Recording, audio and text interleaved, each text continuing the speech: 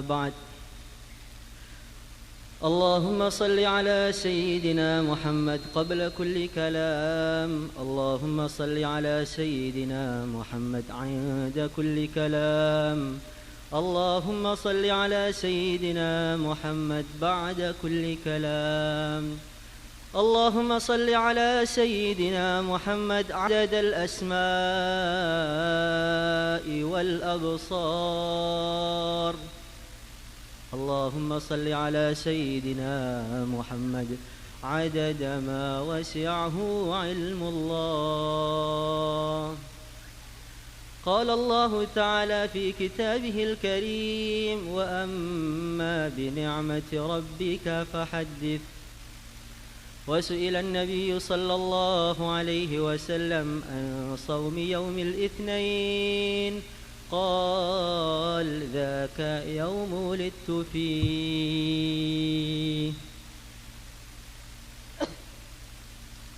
Para hadirin yang dimuliakan oleh Allah Subhanahu wa taala. Dalam satu riwayat, nanti setiap orang di akhirat akan dipanggil, dihadapkan kepada Allah Subhanahu wa taala. Faridan farida, akan dihadapkan oleh Allah Subhanahu wa taala satu persatu dengan tanpa ada terjemah. Akan menghadap kepada Allah Zat yang maha tinggi, yang maha pengampun dan maha penyiksa. Maka Allah Subhanahu wa ta'ala akan bertanya kepada hamba tadi, Abdi, atadhkuru yawma kadha wa kadha, sa'ata kadha wa kadha, idh aghlaqta alayka al-bab وسترت من أعين الناس ولم تستحي من نظري إليك عبدي لما جعلتني أهون الناظرين إليك. Wahai hambaku, apa kamu tidak ingat pada bulan ini, pada tahun ini, pada jam ini, ketika kamu menutup rapat pintu rumah, dengan begitu rapatnya kamu masuk dalam rumah, kemudian kamu maksiat di situ, dan sama sekali kamu tidak malu dengan pandanganku kepada kamu. Abdi lima ja'altani ahwanan nadhiri. Wahai hambaku, kenapa kamu jadikan pandanganku ini adalah pandangan yang paling tidak penting dalam hidup? Maka Al-Habib Ali Al-Jufri mengatakan jawaban dari pertanyaan ini bahkan lebih berat daripada siksa neraka. Wahai hambaku, kenapa kamu jadikan pandanganku ini yang paling tidak penting dalam hidup? Bagaimana pandangan tetangga saya? Bagaimana pandangan guru saya? Bagaimana pandangan murid saya? Tidak pernah kamu pertimbangkan bagaimana pandangan Allah kepada saya. Maka pada majlis yang mulia malam ini, Allah Subhanahu wa ta'ala memandang zahir kita, memandang batin kita, memandang hatinya setiap orang yang hadir dalam majlis ini. Maka bagaimana kita datang ke sini, kita bersihkan hati kita murni karena dorongan-dorongan agama, mencari ridha Allah, gembira atas lahirnya Rasulullah, bukan karena dorongan-dorongan dunia, sehingga majlis kita yang mulia ini menjadi majlis yang dibangga-banggakan Allah di depan para malaikatnya. Hadirin yang dimuliakan oleh Allah Subhanahu wa ta'ala, dan amalan yang ikhlas karena Allah inilah amalan yang akan diganjar oleh Allah Subhanahu wa ta'ala. Maka dalam kitab I'anatul Talibin diceritakan dulu ada seorang pemuda. Yang pemuda tadi amalannya begitu buruk, muamalahnya begitu buruk, ibadahnya begitu buruk, bahkan dia sering melakukan maksiat-maksiat, sehingga orang-orang manggil dia ini sebagai pemuda yang fasik. Masyarakat di Basrah sana sudah tidak ada simpati lagi dengan dia, memandang dia dengan pandangan yang ahli maksiat ini. memandang dia dengan pandangan begitu hina, ini orang yang tidak mementingkan agama. Maka pemuda tadi yang hari-hari maksiat tiba-tiba mati. Setelah dia mati, tidak ada satupun orang yang memandikan dia. Bahkan tetangganya sendiri tidak mau nyolatkan dia, tidak mau ngurus jenazah dia, sehingga jenazahnya itu di dalam rumah tidak ada yang ngurus satupun. Orang-orang mengatakan biarkan jenazah dia, tidak usah diurus. Sebagai pelajaran bagi orang-orang yang nakal, bosnya kalau mereka nakal mati, nggak akan ada yang mau nyolatkan mereka. Maka tiba-tiba terdengar suara tanpa rupa. Ishhadu janazata wali min awliyai fa innahu azizun indi. Wahai penduduk Basrah, kamu urus jenazahnya. Dia ini adalah laki-laki, salah satu dari wali-waliku. Dia ini orang yang punya posisi hebat, posisi mulia, posisi istimewa di sisiku. Maka semua orang ini bingung. Tapi mereka langsung datang, mandikan, nyolati dengan berpikir, itu amalannya apa? Kami tetangganya tidak pernah melihat perbuatan baik yang tampak, itu nggak pernah lihat. Amalannya apa? Ditanya ke keluarganya, nggak tahu juga. Ditanya kepada anak istrinya, mereka berpikir berbulan-bulan tidak ada jawaban tentang amalan yang dia simpan, yang dia sembunyikan.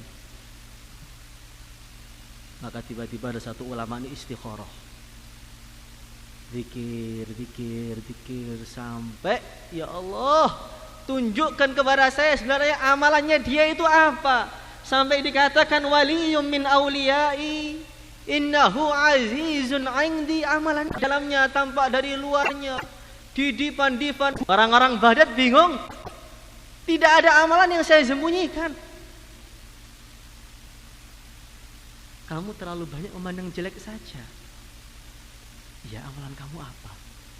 Amalan saya ini, apa itu? Setiap datang bulan Rabiul Awal, maka saya ini terbesit dalam hati saya, ini bulan mulia, ini bulan istimewa. Nabi dilahirkan pada bulan ini, yang mana hidayah itu menjadi tersebar seluruh dunia. Maka saya harus mengagungkan bulan ini.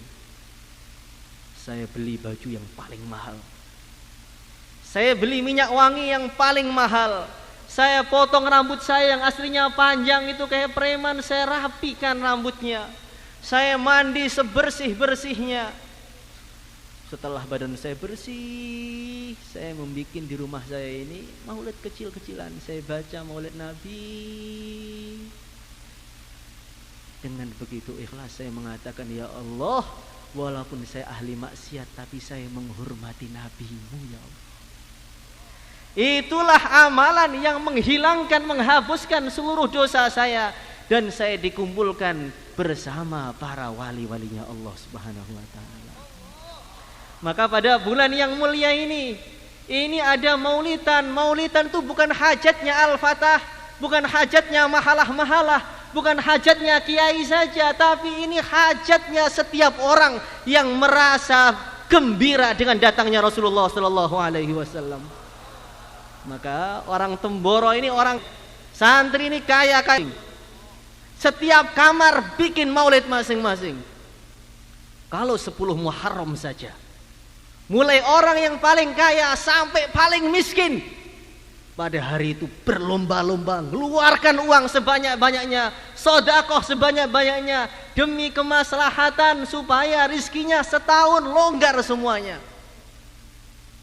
Berarti justru pasti harus ketika maulid Nabi ini kita keluarkan harta kita yang lebih banyak lagi, karena ini untuk kemaslahatan dunia dan kemaslahatan akhirat kita. Bagaimana? Siap atau tidak? Nggak usah besar-besar. 5 orang, 10 orang tunjukkan kepada Rasulullah sallallahu alaihi wasallam. Ya Rasulullah sallallahu alaihi wasallam, yang gembira itu bukan pondok saja, saya juga gembira dengan kelahiranmu.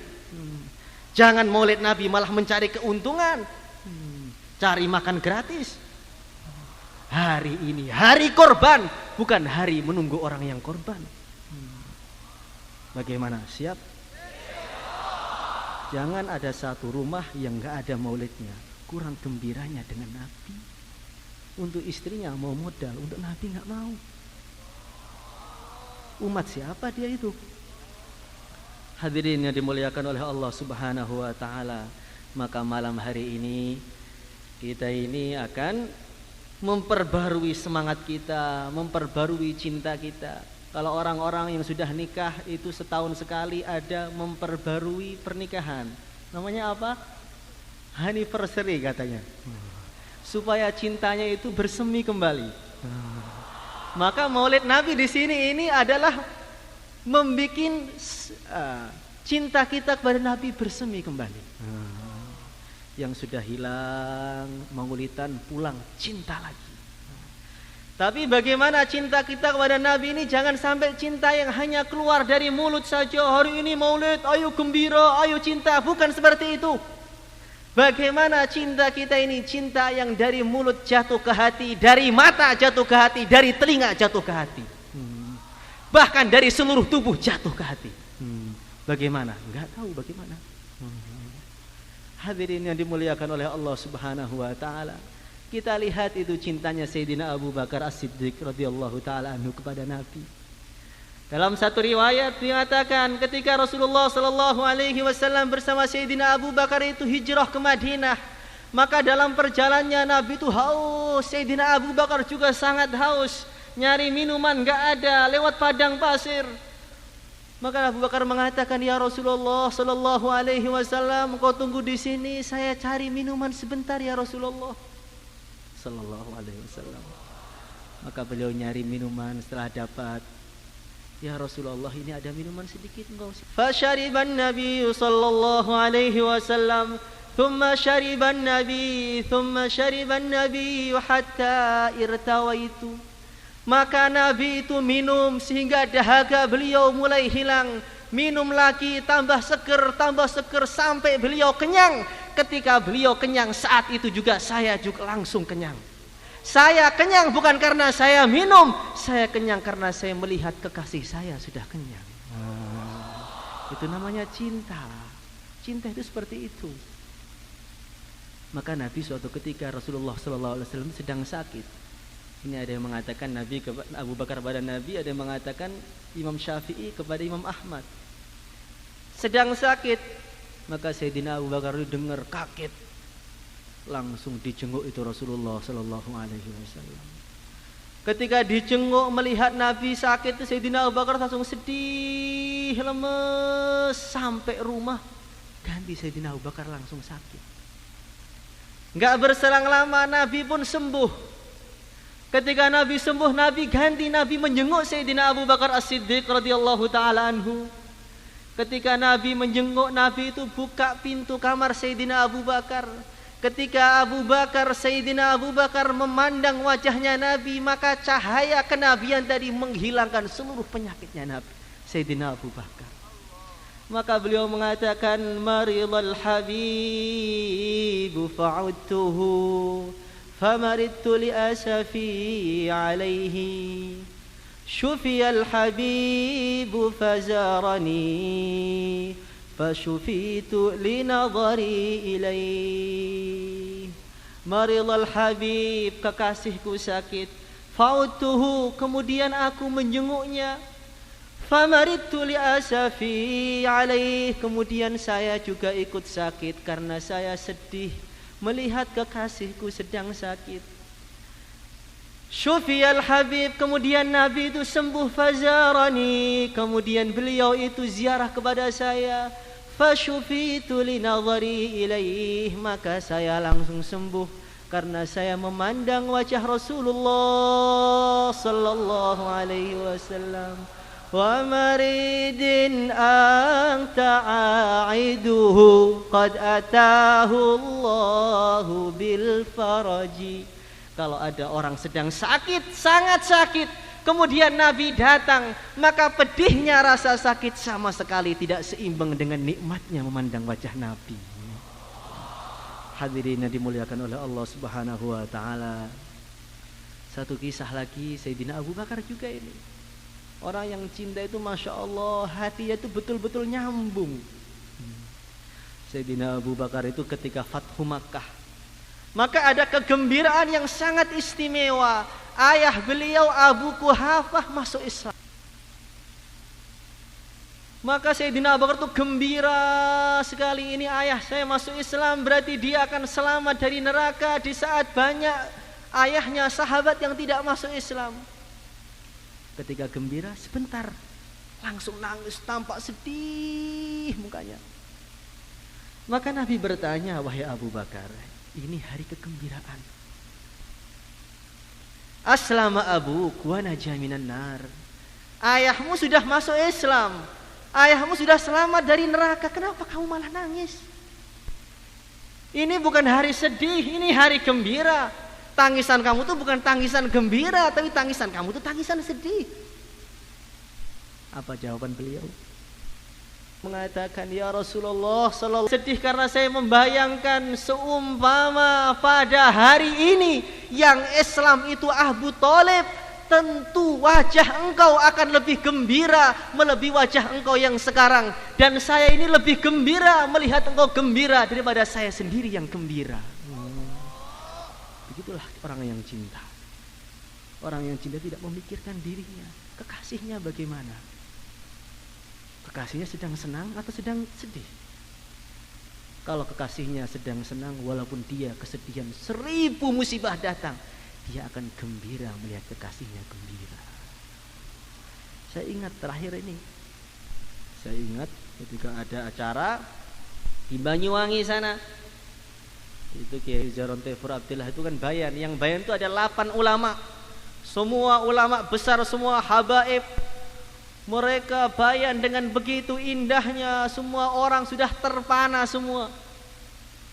Acaranya begitu meriah, solawatannya meriah, yang datang begitu banyak, ribuan. Ketika kiai itu mulai bayan, maka beliau nangis. Beliau mengatakan, hari ini semua gembira, yang punya acara gembira, ulamanya gembira, pendengarnya gembira, yang bikin terop gembira, penjualnya gembira, semua pada hari ini gembira. Cuman hati saya teringat gimana perasaan Rasulullah sallallahu alaihi wasallam di Madinah saat ini. Uridat alaihi a'malu ummati, amal pada Nabi. Kalau kita melihat sekarang umatnya banyak yang maksiat, banyak yang buka auratnya, kemudian dilaporkan kepada Nabi, kira-kira Nabi gembira apa sedih? Maka majelis yang besar ini juga dilaporkan kepada Nabi. Insya Allah, dan saya yakin Nabi tersenyum melihat majelis kita ini. Allahumma ja'alna minhum. Allahumma salli ala Muhammad. Al-Fatihah.